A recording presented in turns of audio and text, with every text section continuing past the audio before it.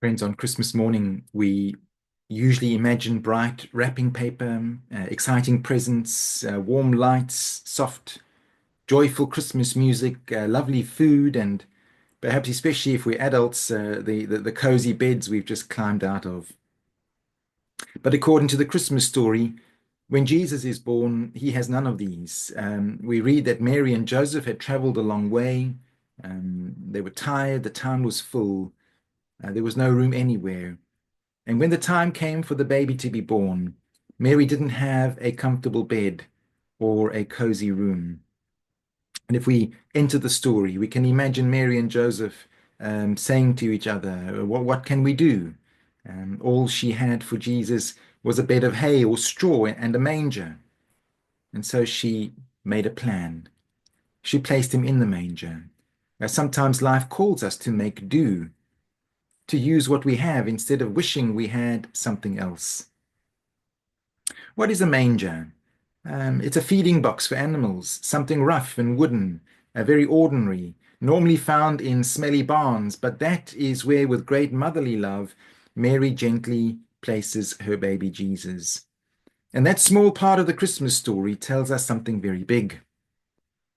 Firstly, it tells us that God meets us right where we are. The sacred can be found in ordinary places.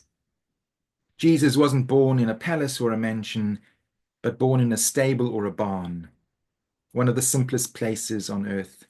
It means that no one and no place is too small or too ordinary or too messy for God's love. Wherever we are, however we feel, happy, tired, excited, lonely, God is with us. Secondly, the manger reminds us that love doesn't need fancy things. A manger isn't a perfect bed, but Mary makes it perfect by filling it with all her motherly love and care. What makes Christmas special isn't the presents or the decorations, it is the love that we share with one another. Just as in the story, the manger became a cradle for Jesus, so our homes and our hearts can become cradles for the holy, they can become holy places when we fill them with kindness. And third, the manger invites us to make space. We read there's no room in the inn, but Mary and Joseph make room for the baby Jesus however they can.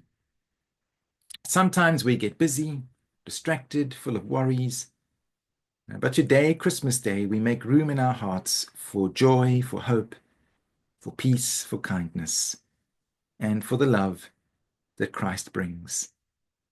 And this means also to make room for those who are outsiders, those who are pushed aside or forgotten, those for whom society perhaps makes no room. And so when you hear the words, she placed him in a manger, remember, God meets us in ordinary places. Love makes simple things shine.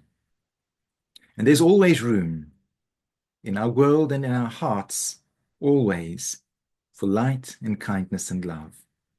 May our hearts this Christmas be like that manger, simple, open, and ready to hold something beautiful. Amen. God bless you on this Christmas day.